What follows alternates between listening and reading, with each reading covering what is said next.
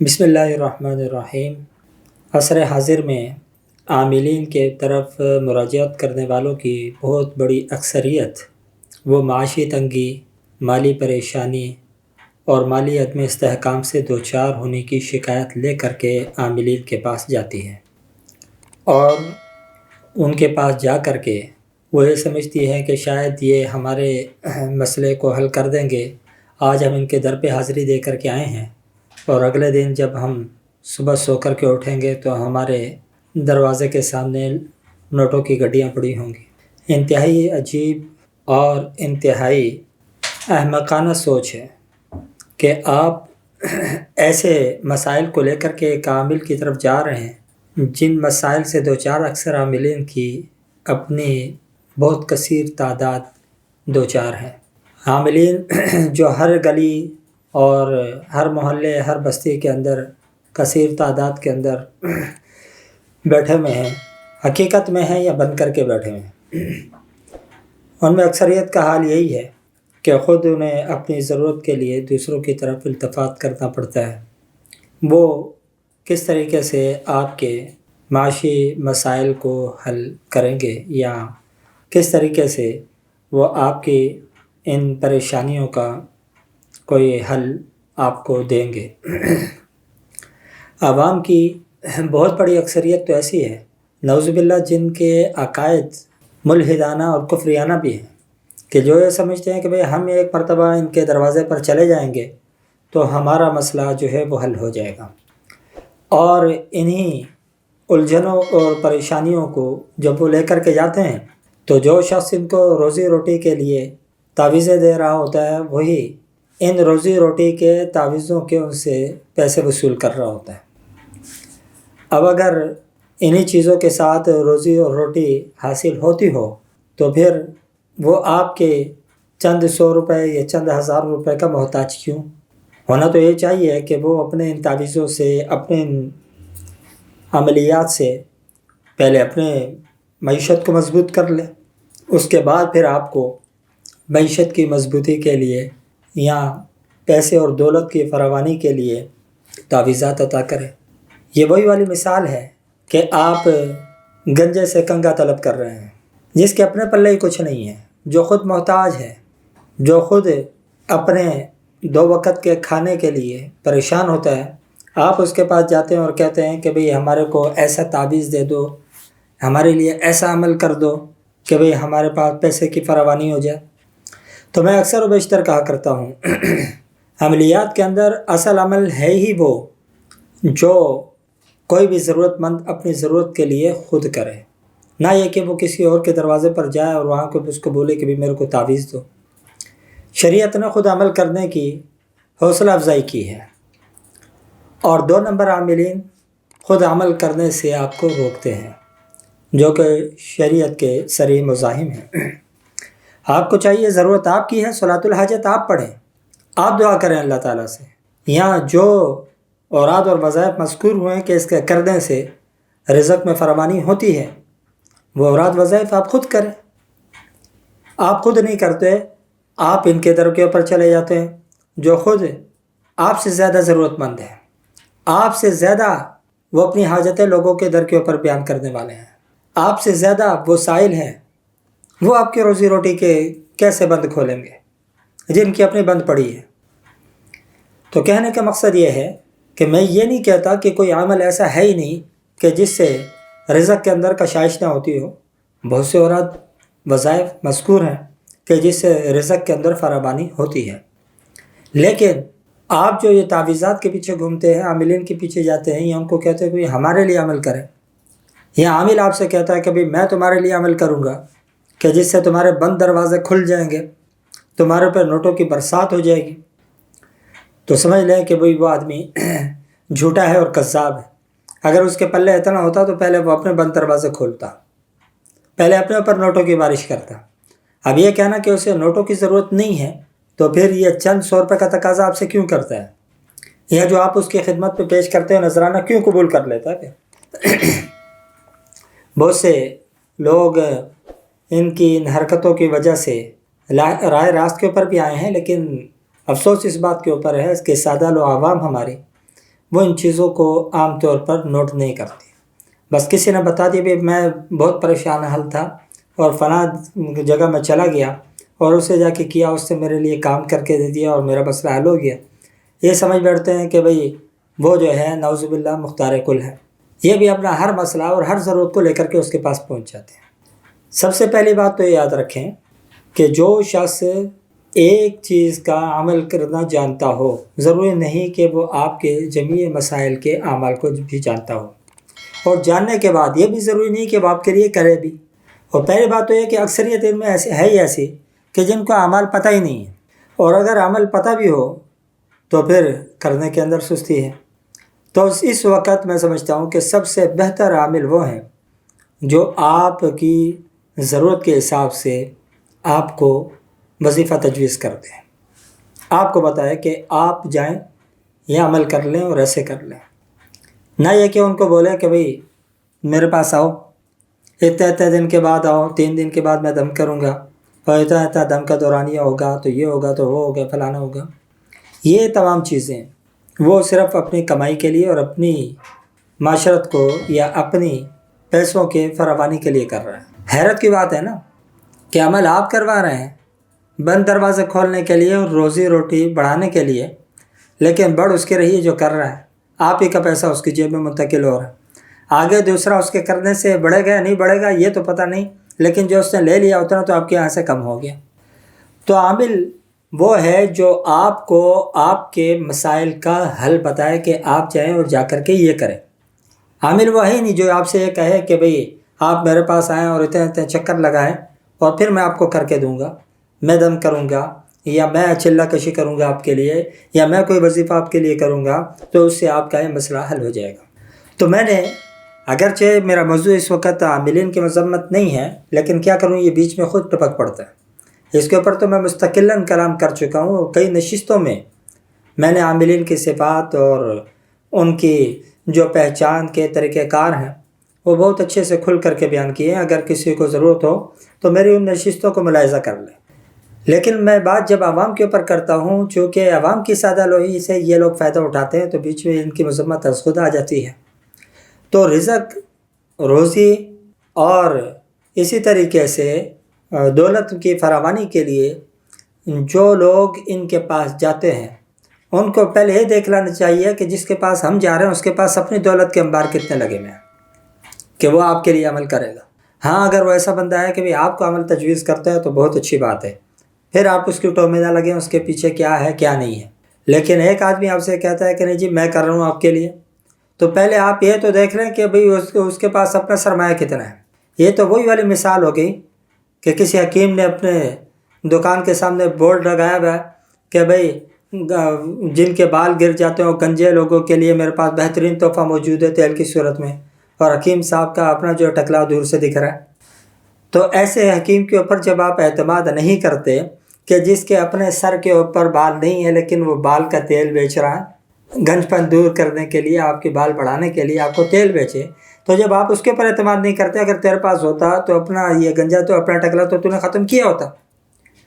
اسی طریقے سے جب آپ کسی عامل کے پاس جا رہے ہیں رزق اور دولت کے اندر فراوانی کے لیے، عمل کروانے کے لیے، اور وہ کہتا ہے کہ میں کر رہا ہوں، تو کم از کم یہ تو دیکھ لیں اس کا بیک اپ کیا ہے. اس نے کتنی دولت کمائی ہے اپنے تعویذوں سے یا اپنے عمل کرنے سے، کتنی اس سے دولت کما لے کہ بھئی اب آپ کے لیے عمل کرے گا اور آپ کو جو ہے یہ بالا بال کر دے گا اس کے عمل. تو سب سے پہلی چیز تو یہ دیکھ لینی چاہیے. دوسری چیز اپنے عقیدے کی اصلاح کر لیں کہ یہ لوگ مختار کل نہیں ہیں. نعوذ باللہ اگر کسی کا یہ عقیدہ ہے تو وہ تو یہ سمجھ لیں کہ بھئی اس سے خدائی اختیارات اس کو دے دیے کہ بھئی اس کے پاس چلے گئے. بلکہ عامل تو خود بڑھ بڑھ کے دعویٰ کرتے ہیں نا، ہمارے پاس آؤ گے تو یہ ہو جائے گا، تو وہ ہو جائے گا، تو یہ دے دیں گے، تو وہ دے دیں گے، ہاں رزق کا وظیفہ ہم سے کروا لو تو فلاں چیز کا کروا لو تو یہ ہو جائے گا. تو در حقیقت یہ تو نعوذ باللہ خدا کی قدرت کو چیلنج کر رہے ہیں کہ یعنی جو اللہ تعالیٰ دے سکتے ہیں وہ سارا ہم کچھ دے سکتے ہیں، نعوذ باللہ من ذالک. اور اسی طریقے سے جانے والے وہ بھی اکثریت یہ عقیدہ لے کر کے جاتے ہیں. اب بہت سے بیوقوف ایسے بھی آ جاتے ہیں، ہمارے پاس بھی آتے ہیں، جو کہتے ہیں بھئی آپ دل سے نہیں کر رہے، اگر کرو تو آپ کے لیے مشکل نہیں ہے، ہمارا یہ کام ہو جائے. بھئی کام تو اللہ تعالیٰ کی ذات ہی کرتی ہے، اور جب اللہ کو منظور ہوتا ہے تو کام تب ہوتا ہے، اس میں تو کوئی دو رائے ہے نہیں. اور اگر کسی کا عقیدہ اس چیز کے اوپر نہیں ہو، وہ یہ سمجھے کہ کسی اور کے کرنے سے کام ہو جاتا ہے، تو ہم تو اسے مسلمان ہی نہیں سمجھتے، دائرہ اسلام سے خارجی مانتے ہم اس کو، کہ یہ مشرک ہے، کہ اللہ کی ذات کے ساتھ یا اس کی صفات کے ساتھ کسی اور کو شریک ٹھہرا رہا ہے۔ رزق دینا رازق اللہ تعالیٰ کی ذات ہے، رزاق وہ ہے۔ اب یہ سمجھ رہا ہے کہ بھئی ہم اس کامل پیر کے پاس پہنچ گئے، کامل عامل کے پاس پہنچ گئے، کامل حضرت جی کے پاس پہنچ گئے، شاہ جی کے پاس پہنچ گئے، تو بس تو اب ہمارا کام ہو گیا، صبح اٹھتے کے ساتھ ہی ہمارے دروازے پہ انبار لگا ہوگا۔ تو یہ جو ذہن ہے عوام کا، یہ میں سمجھتا ہوں کسی حد تک اس کی اصلاح ہونی جانی چاہیے، کہ یہ لوگ بھی خود اللہ کی ذات کے محتاج ہیں، اپنی ضرورتوں کو پورا کر دیں۔ تو جو خود محتاج ہو وہ کس طریقے سے آپ کی ضرورت کو پورا کرے گا، ہے کہ جس عامل کے پاس آپ اس سلسلے میں جاتے ہیں تو ایک چیز نوٹ کر لیں کہ وہ کیا کرتا ہے، کہ آپ کو اس چیز کا عمل دے رہا ہے، یا وہ یہ کہتا ہے کہ بھی میں تمہارے کو یہ تعویذ دیتا ہوں، یا تمہارے لیے وظیفہ کرتا ہوں، یا چلہ کشی کرتا ہوں، اس کے بدلے میں میرے کو یہ چاہیے، یا منہ سے نہیں کہتا لیکن یہ ہے کہ بس اگر آپ کچھ دیتے ہیں تو اس سے بھی انکاری نہیں ہے۔ تو سمجھ جائے یہاں پر یہ بھی وہ آپ کو چونا لگانے کے چکر میں ہے۔ وہ کیوں؟ وہ اس لیے کہ اگر وہ دوسروں کے لیے عمل کر کے دوسروں کو مالا مال کر سکتا ہے تو وہ اللہ کا بندہ اپنے لیے کیوں نہیں کر لیتا؟ تو عوام کو اتنا ضرور چاہیے کہ اس قسم کے لوگوں کے پاس جانے سے پہلے کم از کم ان کی اپنی حالت کو ضرور ملاحظہ کریں۔ اب آ جاتے ہیں اصل مدعا کی طرف، جو ہمارا اصل مقصد ہے، اس چیز کی طرف ہم واپس لوٹ کر کے آتے ہیں کہ جو کہ عوام اس اپنی ڈوبتی ہوئی جو ہے معیشت کو دیکھ کر کے پریشان ہیں، یا مالی تنگ دستی کا سامنا ہے، اس کی وجہ سے پریشانی سے دوچار ہیں، تو اس کے حل کے لیے کیا کیا عمل ہیں جو کیے جائیں تو ان کو اس سے فائدہ ہو۔ تو میں اکثر ایک بات کہا کرتا ہوں، سب سے پہلے تو یہ دیکھیں کسی بھی عمل کو کرنے سے پہلے جو اللہ رب العالمین کے احکامات آپ کی جانب متوجہ ہوتے ہیں، آپ اس کو پورا کر رہے ہیں۔ اگر آپ اس کو پورا نہیں کرتے تو ایسی صورت میں آپ 1000 عمل کر لیں، کوئی فائدہ نہیں ہے۔ ایک انسان نماز روزے کا ہی نہیں ہے اور وہ بیٹھا ہوا ہے کہ چلہ کشی کر رہا ہے، یا ہم آپ کو کوئی عمل دے دیں لیکن آپ نے نماز روزے کے قریب نہیں بھٹکنا، آپ نے کبیرہ گناہوں کو چھوڑنا نہیں ہے، آپ نے نیک و کاروں والے طریقہ کار کو اختیار نہیں کرنا، آپ نے نبی کی سنت کے اوپر نہیں چلنا، آپ 1000 عمل کر لیں، کوئی فائدہ نہیں ہے اس عمل کا۔ عمل کے اندر جو روح پڑتی ہے وہ آپ کے اعمال کی وجہ سے ہوتی ہے، آپ کی بندگی کی وجہ سے ہوتی ہے۔ جتنی آپ اللہ رب العالمین کی بندگی کر دیں گے اتنا ہی آپ کے اعمال پر تاثیر ہوں گے، اتنا ہی ان کے اندر دمخم آئے گا۔ اور اسی لیے جو شخص لوگوں کو اعمال تجویز کرتا ہے وہ اکثر و بیشتر ان سے یہ کہتا ہے کہ بھئی آپ یہ عمل ضرور کریں لیکن نماز روزے کی پابندی اس کے ساتھ مشروط ہے۔ اور اسی طرح جتنے کبیرہ گناہ ہیں جو موٹے موٹے آپ کو پتہ ہوں، کم از کم اس سے اجتناب کرنا ضروری ہے۔ اور جتنے اللہ تعالیٰ کے احکامات ہیں روزمرہ کی زندگی کے اندر جو آپ جن سے واقف ہیں، ان احکامات کو بجا لانا، اور جو منہیات ہیں جس سے اللہ رب العالمین نے آپ کو روکا ہے ان سے باز آ جانا، اس کے بعد پھر آپ اس عمل کو کرنا، پھر دیکھیں تاثیر اس کی کیسے ہوتی ہے۔ تو سب سے پہلے تو اکثر لوگ یہ کہتے ہیں بھی عمل کرتے ہیں لیکن تاثیر نہیں ہوتی، تو تاثیر کے لیے ضروری ہے کہ آپ جو ہے اللہ رب العالمین کی بندگی کے اندر کامل طور پہ داخل ہوں، کامل طور پہ بندگی کریں اس کی، پھر اس کے بعد عمل کریں، پھر دیکھیں کہ عمل کے اندر تاثیر کیسے ہوتی ہے۔ اب ہماری حالت یہ ہوتی ہے کہ جس وقت ہم عمل کرنے کے لیے بیٹھ رہے ہوتے ہیں ہم اپنا محاسبہ کرتے ہی نہیں، اور اگر بہت زیادہ کسی آدمی کو ہم نیک و کار سمجھتے ہیں، وہ آدمی جس نے ظاہری حلیہ دین کے موافق رکھا ہوا ہے، 5 وقت کی وہ نماز پڑھ رہا ہے، تو بس سمجھتے ہیں کہ واہ واہ واہ، اب یہ عمل کرے گا تو اس کے اندر تو ضرور تاثیر ہوگی۔ ایسا آدمی کہ جو صرف 5 وقتہ نماز کا تو اہتمام کرتا ہو اور ظاہری حلیہ اس نے دین کے موافق رکھا ہو، لیکن باقی جو احکامات ہیں اللہ تعالیٰ کے اس سے پہلو طے کر رہا ہو، جان بوجھ کر کے بھی اور انجانے میں بھی، اس کے اندر اس کے عمل میں بھی میں نہیں سمجھتا کہ کوئی تاثیر ہوگی۔ زبان اس کی غلط بولتی ہے، دماغ اس کا غلط سوچتا ہے، کان اس کا غلط سنتا ہے، آنکھ اس کی غلط دیکھتی ہے، قدم اس کے غلط اٹھتے ہیں، والدین کے ساتھ تعلقات اس کے مخدوش ہیں، بہن بھائیوں کے حقوق اس کے نظر کے اندر کوئی معنی نہیں رکھتا، گالم گلوچ کرنا وہ اپنا فریضہ سمجھتا ہو، ایسے شخص کو کوئی آدمی سمجھے کہ اس کی نماز اور روزے کی وجہ سے اس کے عمل کے اندر تاثیر ہے، تو میں سمجھتی ہوں یہ سمجھنے والا خود بڑا بیوقوف ہے۔ اس کی نماز کے اندر تو اتنی تاثیر نہیں ہے کہ اس نے اس کو فحاشی اور بری باتوں سے روکا ہی نہیں۔ جس کی نماز کے اندر یہ تاثیر نہیں آئی تو اس کے باقی عمل کے اندر کیا تاثیر آئے گی؟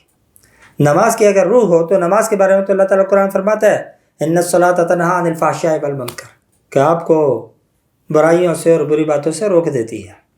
لیکن اگر آپ برائیوں کے دلدل کے اندر پھنسے ہوئے ہیں، تمام کبیرہ گناہوں کے مرتکب ہیں، تمام گناہ آپ کے اوپر جمع ہیں، اور اس کے باوجود بھی یہ سمجھ رہے ہیں کہ بھئی ہم نیک و کار ہو گئے، ہم نے نمازیں 5 وقت کی پڑھ لی ہیں، ہم نے ظاہری اولیاء درست کر لیا ہے، تو ظاہر کے ساتھ ساتھ باطن کے اوپر بھی تھوڑی سی توجہ ہو۔ تو جب یہ بڑے بڑے گناہ میں اسی لیے کہہ رہا ہوں کہ جن چیزوں کا آپ کو علم ہو کہ اللہ رب العالمین نے حکم دیا اس کو پورا کریں، اور جن چیزوں کا پتہ ہو کہ اللہ تعالیٰ نے منع فرمایا اس سے رک جائیں، اس کے بعد آپ عمل کریں، پھر دیکھیں اس میں تاثیر کیسے ہوتی ہے۔ اب رہ جاتا ہے سوال یہ کہ بھئی چلو ٹھیک ہے، ہم نے یہ تمام چیزیں کر لی، اب اس کے بعد ہم عمل کیا کریں؟ اب اس کے لیے تو میں نے مختلف نشستوں کے اندر مختلف اعمال بیان کیے ہیں، یہاں پر انتہائی مختصر عمل میں بیان کر دیتا ہوں، وہ یہ ہے کہ آپ سورۃ قریش پڑھنے کا اہتمام کریں بعد نماز فجر اور بعد نماز مغرب۔ 7 مرتبہ سورہ قریش پڑھیں، اول بآخر 11 مرتبہ درود ابراہیم پڑھیں، 11 مرتبہ اس سے پہلے اور 11 مرتبہ اس کے بعد اپنے مقصد کے حصول کے لیے دعا کریں، رزق میں فراوانی کے لیے دعا کریں، اور جب آپ پڑھ رہے ہوں تو اس پڑھنے کے اندر یہ نیت نہ رکھیں کہ بھئی میں اس لیے پڑھ رہا ہوں کہ بھئی اللہ تعالیٰ اس کی برکت سے جو ہے میرے کو، اس کی وجہ سے میرے کو جو ہے کیا کر دے، رزق میں فراوانی دے دے یا بند دروازے میرے اوپر کھول دے، بلکہ نیت یہ ہو کہ میں اللہ کی رضا کے لیے عمل کر رہا ہوں، اور انشاءاللہ اللہ تعالیٰ میرے اس نیک عمل کی برکت سے میرے بند دروازے کھول دے گا، میرے اوپر رزق کی فراوانی کر دے گا۔ یہ نیت رکھ کے کریں تاکہ اس کے ثواب سے بھی آپ محروم نہ ہو، اور جب اللہ کی رضا مل جاتی ہے تو سب کچھ مل جاتا ہے، اور جب اللہ کی رضا حاصل ہو گئی تو دنیا کی دولت کیا معنی رکھتی ہے، وہ خود بخود آ جاتی ہے۔ تو کہنے کا مقصد یہ ہے کہ اگر آپ عامل کے پاس جاتے ہیں تو ایسے عامل کا انتخاب کریں جو آپ کو عمل تجویز کرے، اور اگر کوئی آدمی خود سے عمل کرنے والا ہو تو پھر کم از کم آپ کو یقینی ذرائع سے بہت مضبوط شہادتوں سے بات معلوم ہو کہ یہ آدمی جس طریقے سے ظاہراً نیک حلیہ بنا کر کے رکھتا ہے ویسے باطناً بھی یہ نیک ہے، تو پھر آپ اس سے عمل بھی کروا لیں، آپ اس سے وظائف بھی لے لیں۔ دعا فرمائے اللہ رب العالمین سمجھنے کی اور عمل کرنے کی توفیق عطا فرمائے۔